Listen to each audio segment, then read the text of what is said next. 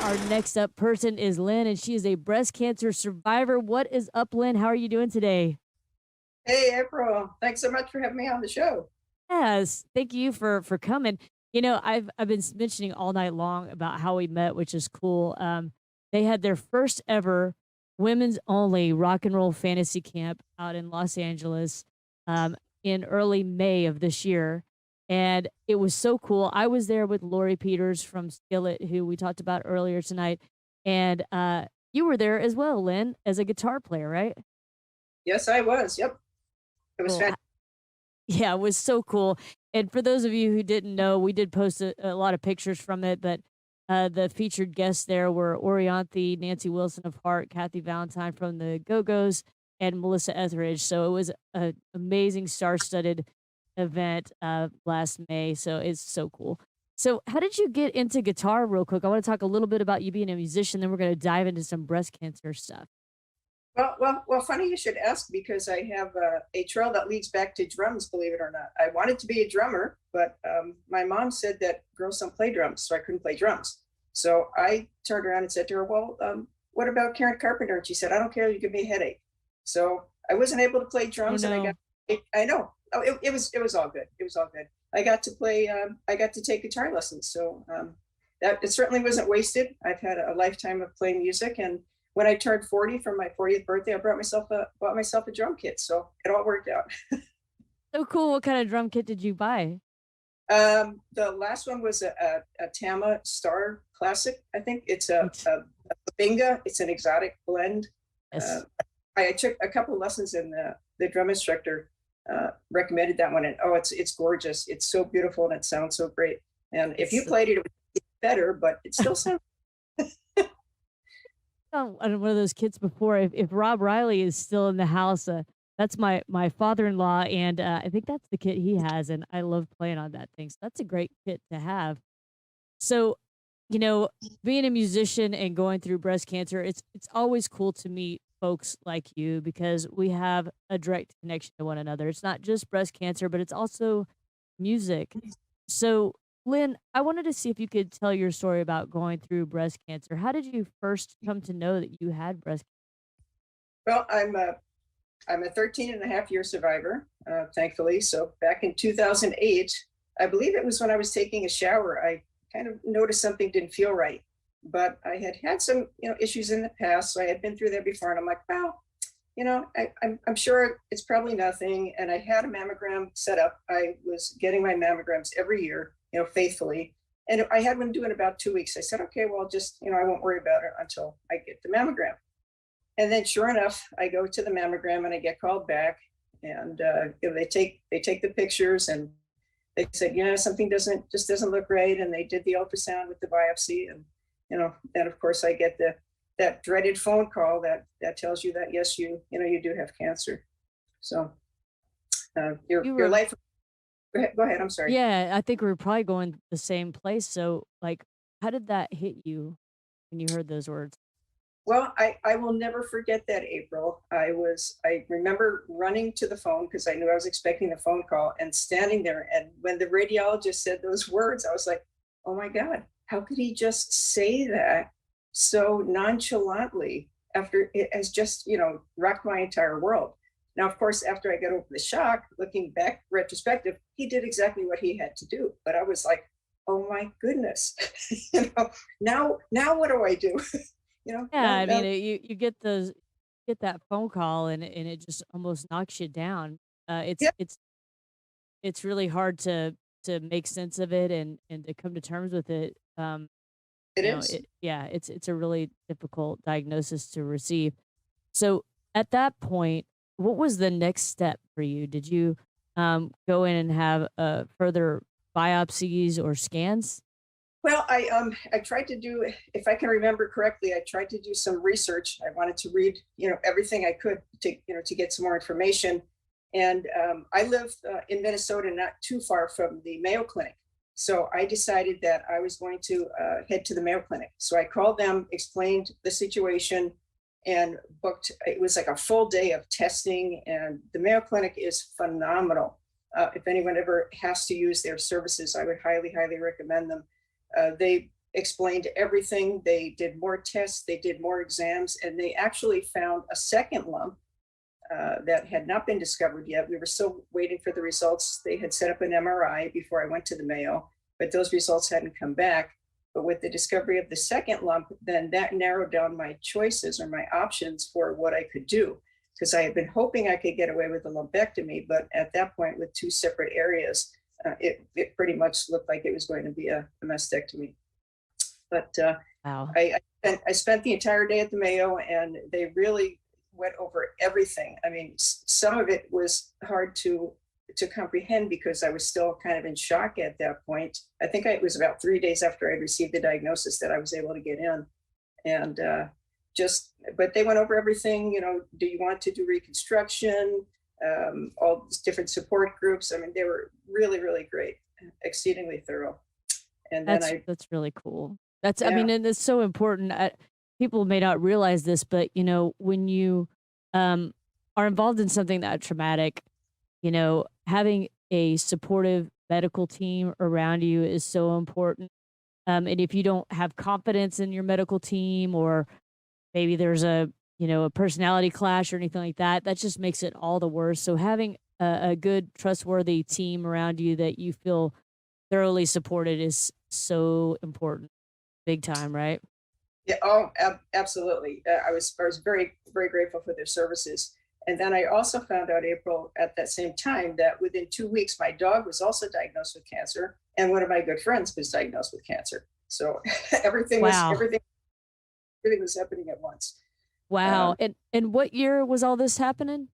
I was diagnosed in November of 2008, and then Gotcha. I went, yeah, and then I decided to go back to the Mayo Clinic. I decided to go ahead and have the mastectomy, but once again, they hit you with so much information, and my mind was just spinning. They give you so many options, which I'm sure you went through the same thing. But do I should I take the other breast, even though that one there's nothing wrong with it? There's just so many different things. There's positives and negatives, and what I decided to do was I just decided that at that point to keep myself on track was let me just do the minimum of what I need to do to get through this, because I didn't want to take the chance that I would make a decision, excuse me, that I would regret later. So since I was still kind of in shock, so I said I'm going to move forward and do the minimum of what I can. So I decided to have the single mastectomy and to not do the reconstruction right away, because they said that would be an option later. So those are the choices that I made, but I know everybody's path, is different. Yeah, totally. And what stage what did they stage you at that point? I was a stage 2, and that was based on the fact that they when they did the lymph node biopsy, they found two initially, and then they kept going, and thankfully it was only 2 out of 25. But because of those two, it was in the sentinel lymph nodes. They put me at a stage 2, and then of course the Mayo Clinic went on to recommend my courses of chemotherapy, and then they also recommended radiation. And so I listened to everything that the Mayo Clinic had to say. But since it's more than an hour from my house, I decided that even though the Mayo Clinic was wonderful, I wanted to have treatment closer to home. And a friend of mine put me in touch with someone I had never met before, who had become a very close friend after that, Kathy. And she was a breast cancer survivor, and she was my support group, if you will.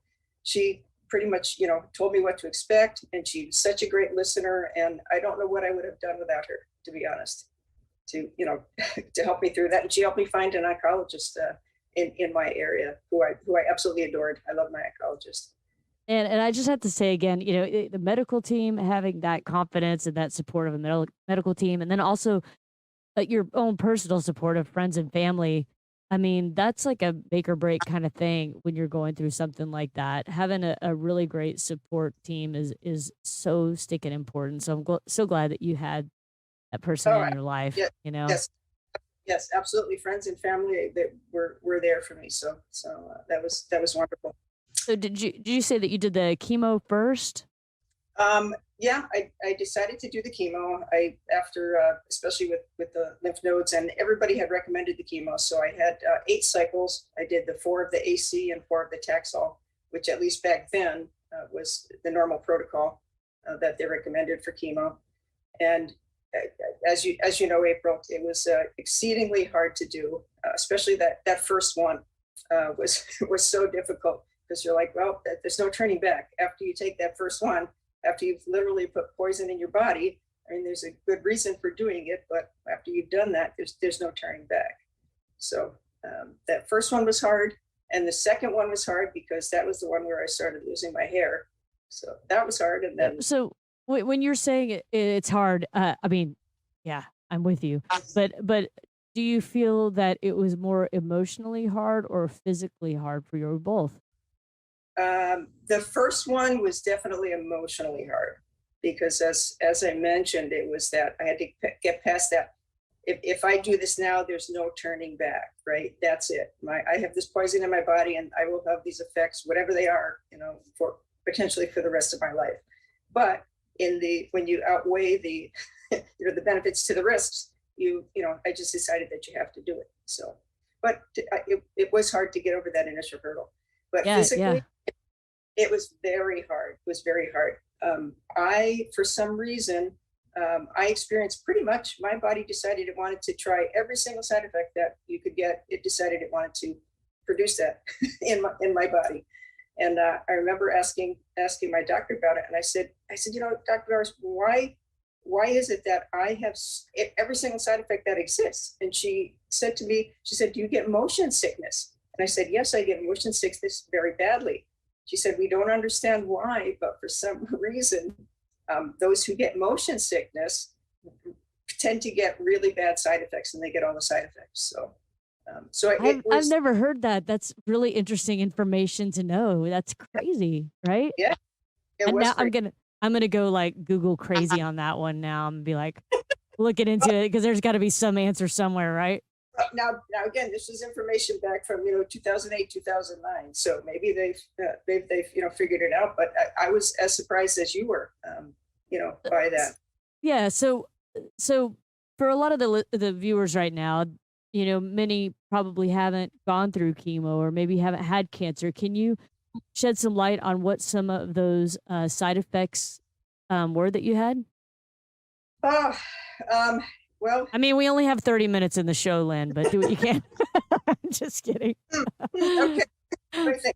Well, the big thing was some people you get nausea, you don't want to eat, you get exceedingly tired, bone pain was very bad. There were shots for that. I believe it was called Neulasta back at that point. So they really do what they can to assist you through it.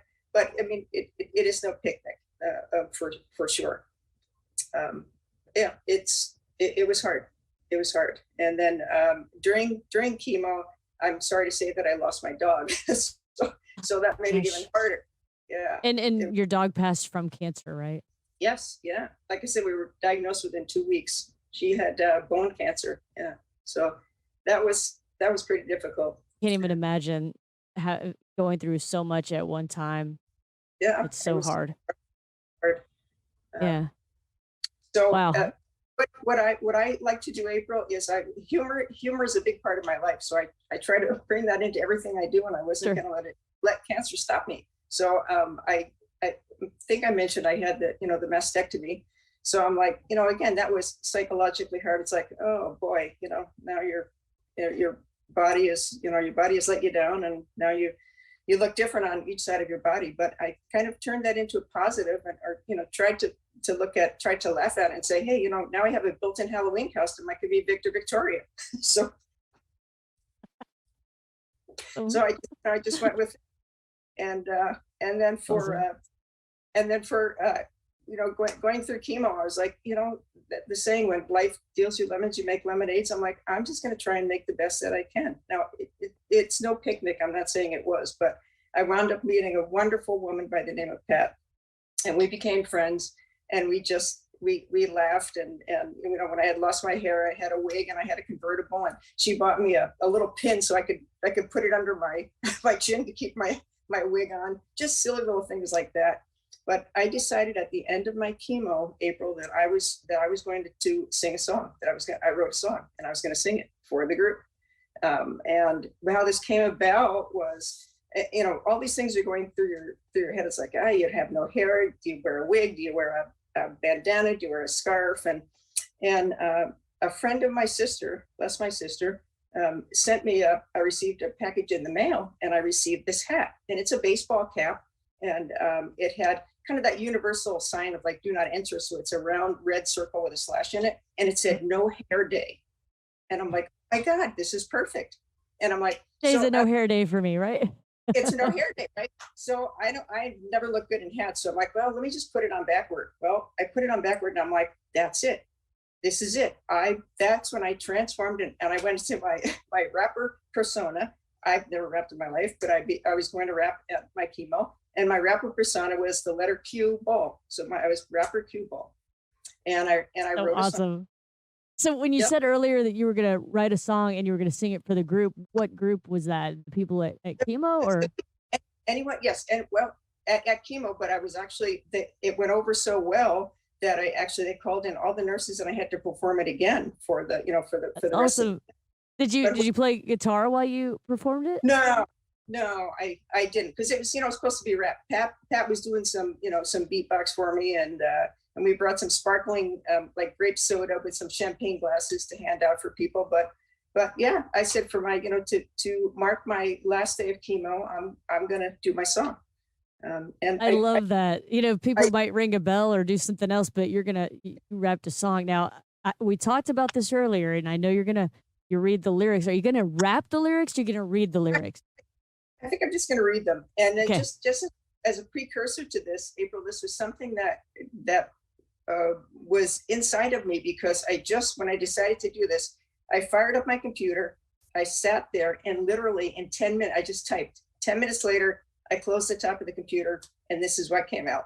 So it was there Oh, waiting. that's awesome. Yeah, let's hear it. And I want to give a shout out to some people that are watching and giving shouts out to you, Lynn, real quick. Lisa Corin, I think she was a bandmate of yours, right? Oh yeah, yeah, hey, Yep. Lisa. And Megan Simpson is here as well. Those were our And singers. yeah, and so Lisa says it's always awesome to play in the same band with Lynn. Very cool. And Yeah, then just we got some questions in here too, but I'm gonna let you do your song first. But you got a lot of love happening in the oh, chat right now. So, all right, uh, with that, let's hear it. okay. So the name of the song is called "Yeah, Yeah, the Big C" by Cue Ball. So there it was, a day in November. Little did I know it would be a day to remember. Life had been good. I was exercising and strong until the phone call came to make it all wrong. A lump had been discovered by mammography, shortly followed by ultrasound and a biopsy. All the results were in, but could it really be? The radiologist called and confirmed I had the big C. Yeah, yeah. Nobody said it would be easy. Yeah, yeah. How it changes your life, the big C. The whirlwind started, set up an MRI. Where do you want to be treated, at Fairview or Piper, by a female or a guy? Let's try the Mayo Clinic, only an hour away. Cutting edge technology. Let's see what they say. Lumpectomy, mastectomy, which is right for you? Do I whack them both off when only one will do? Reconstructive surgery or prosthesis? Neither one sounds ideal. Maybe I should write down all the choices and just spin a wheel. Yeah, yeah. Nobody said it would be easy. Yeah, yeah. How it changes your life, the big C. Now surgery is done. On to chemotherapy. Truly hoping it's not as bad as I've heard it can be. My first chemo treatment, and I'm staying the course until I see the syringe of red Jim Jones Kool-Aid that could kill a horse. As I watch the nurse suit up in gown and gloves from head to toe, I think it's not too late yet. I could still get up and go. Take a deep breath. It will be okay. Look at all the other folks sitting with you here today. We're up to treatment 2, and this is when I've been told I should start losing my locks of gold. Sure enough, about a week later, I'm showering and see most of my hair covering my body in places it shouldn't be. It's no longer on my head. That's easy to tell. I knew to expect this, but I still want to yell. This just won't do. It's time for the GI Jane. Shave the remaining hair off and use a wig to cover my shame. The treatments aren't easy, but it's out of my control. The best I can do is keep my head and just roll. Wigs, scarves, bandanas, hats, the many looks of cancer fashion. But I can't seem to find one that satisfies my passion. and I get a hat in the mail. And when I figure out how I want it to be worn, my rapper persona cue ball is born. I And then, love it. So awesome. I freaking love that. We should thank you. we should we should get a copy of that, and when we post your interview here onto YouTube, we can include that or something so folks can see it. I'd be It, happy it to. yeah, it really summarizes what going through breast cancer is like, and it's so cool that that just kind of flowed right out of you so naturally in a 10-minute I window. I cannot explain it. I can't explain it.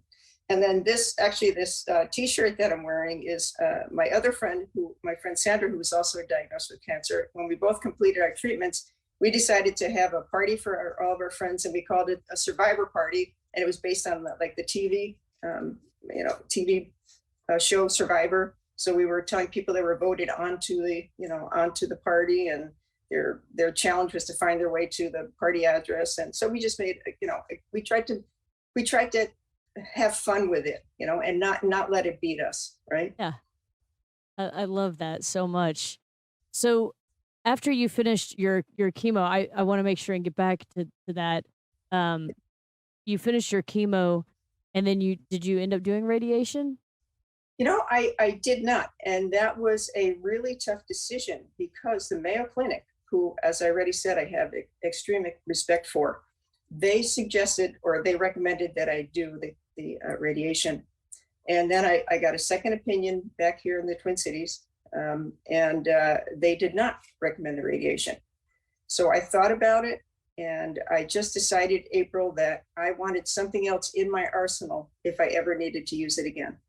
I said, I think the key, I weighed everything. I tried to educate myself as much as I could. Of course, I take the opinion of the professionals, but then it's up to me to decide what I think is best for my body. And my gut told me that I should just, hold off on the radiation. And like I said, keep that in my back pocket should I ever need it. Yeah, and that's the thing is it is your decision, and everybody has to make their decisions, and whatever they make, they have to live with. So, whether it's deciding to do a double mastectomy, just a lumpectomy, chemo or no chemo. I have a friend who just did the surgery and did no other treatment, and that's been working for her. But going with your gut and whatever Yeah. gives you peace. That's the most important thing, is to have peace about your Yes. decision. Absolutely. And the only information that I could pass on to everyone else is that don't be afraid to get a second opinion. If you don't trust that, I shouldn't even use the word trust, but if you're not happy with what the first doctor said, or if they're not answering your questions correctly, by all means go to someone else. These are important decisions, and it's your body. So make sure that you have everything answered to your satisfaction before you make any decision. That's, I think, the Yeah, best advice that I. that's solid advice too. Totally solid. There's a lot happening, like I said, over here in the comment section, so I don't want to miss anything. I want to be sure that some people are sending questions to you, Lynn. Yeah, please. Megan, yeah, Megan Simpson says, how did you process all of that information, and what were your go-tos to keep from going crazy? And this was back when you were talking about getting your diagnosis in the beginning. Yeah. Well, Megan, you played with me in the band, so I didn't keep from getting crazy. So we'll set that. We'll put that right up front. But no, seriously, I just decided that I had to take it one step at a time. It is so overwhelming that all I could process was one thing at a time. So I would say, okay, what is my next step, and I would focus on that. All right, I have to make a decision. I have to make what's my next decision. Okay, well, do I get a lumpectomy? Do I get the mastectomy? Well, after I had the two lumps, that made it fairly easy to go to the mastectomy. So I would just take it one step at a time, because if you look beyond that, you will get crazy. Yeah, you'll Uh, just feel overwhelmed, completely yeah, overwhelmed. It's yeah, best to focus on the next thing, like you said, in the yeah. steps. Yeah, And totally. and and as far as for not going crazy, I mean, I think initially you have that time. It's like when it's to me it's similar to a grieving process. You're you're grieving a part of your body that has gone against you, right? That has let you down. So it's a grieving process in the beginning. you just like the first step of grieving, you're like, oh my God, this can't be, blah, blah, blah. But then you kind of move through like a grieving process. And then you just say, okay, this is it. You accept it. This is what it is. And what do I do? And how do I move forward? And that's all you can do. But Yep. True story. That's totally true.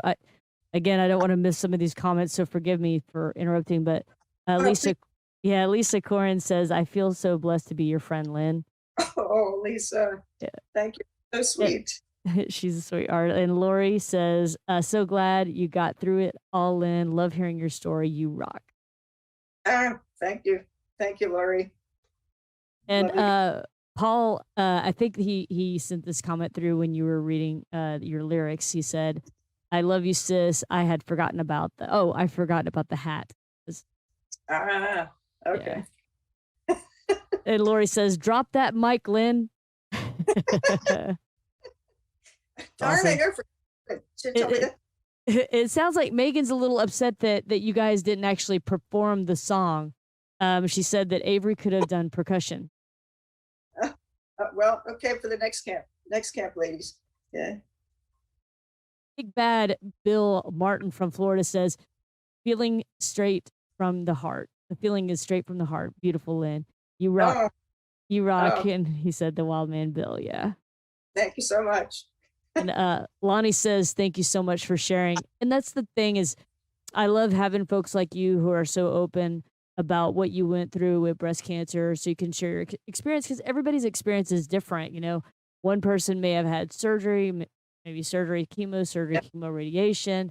There might be side effects that folks still have to this day, or maybe they had a bunch at the time, like you did.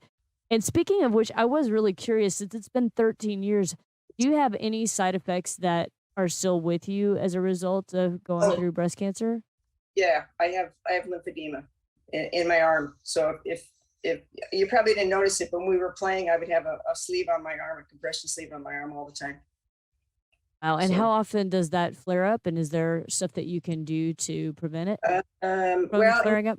it's it's gotten in it's gotten to the point for me now that it's kind of chronic, so it's pretty constant. In the beginning, I was going and having kind of physical therapy to keep it under control, and I actually have a machine too that I can hook up to, but it takes like an hour every night because it has to do the torso and then the whole upper arm area. So I don't really use it. I should use it, but I don't use it that much. And it gets worse in hot weather. But I mean, it's okay. It's hey, it's a very small price to pay. I'm still here.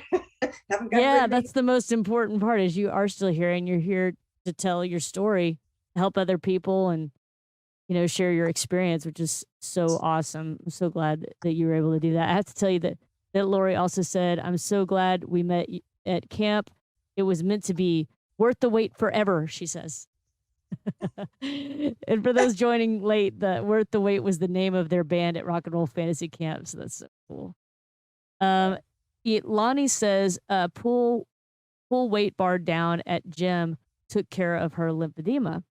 Very cool. Oh, okay. Yeah. Well, Um, thank you. I will try that and see if that helps. yeah.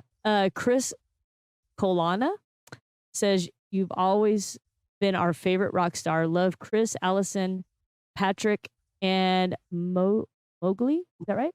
Oh, that's the dog. Oh my goodness. Hi guys. I didn't know they were going to be on too. That's my family. Telling you, the comments are blowing up right now for you, Lynn. Yeah, and Lori says, she said she's so sorry about the lymphedema. She has lymphedema too. It sucks. Got to keep doing those stretches that we all hate. I and know. I know. and Megan says, "I hear there may be another women's only in January in Nashville, so you better get ready." Lynn, Ooh, stop waiting is happening. She says. Nashville. Okay, I have a nephew in Nashville, so that would be perfect. I love Nashville, so, if they do one in Nashville, I have to go to that too. I'm guessing that it would probably focus on country artists, so it'd be a totally different take. So that'd be really, really cool. So, Lynn, Mm. is there anything that we missed that you really wanted to touch on to share with folks? I know one of the things we had talked about earlier was, I wanted to hear if you thought of something that you took away from breast cancer that you felt was a big positive. Oh, yeah, yeah, yeah. Actually, there is. Basically, I've and it's not always easy to do, but I have learned to kind of focus more in the present, right? Be more in the present and not worry about things that may or may not happen in the future. So just take life more, just stay in the present and then let the rest go. Now, can I always do it? No, but I've gotten much better from that, or remind myself to do that. It's a great, great takeaway. It's all about perspective and yeah, just living in the moment and appreciating what you have, being grateful, all Yeah. those things. The, So, the the other thing I do, April, I'm sorry, I didn't mean to cut you off, but good. when I'm hit with something that in the past I would have taken as a big challenge, I look at it now and literally the first thought that comes into my mind is this a life-threatening situation? If it's not, I can deal with this. I will get through it. So Right. Man, I'm telling you what, guys, if you're ever diagnosed with cancer, any form of cancer, you get that perspective super fast where you look at things and you're like, yeah, is it a life or death thing? And I even say that out loud a lot. I'm always like, nobody's gonna die, or I'm not gonna die, or nobody's gonna die. This is fine. yep, Whatever it is, you just roll with the punches. what's the worst that's going to happen? Am I going to lose Yeah. my life? No. Okay, then move Yeah, on. and I'm good. That's very So, important. yeah.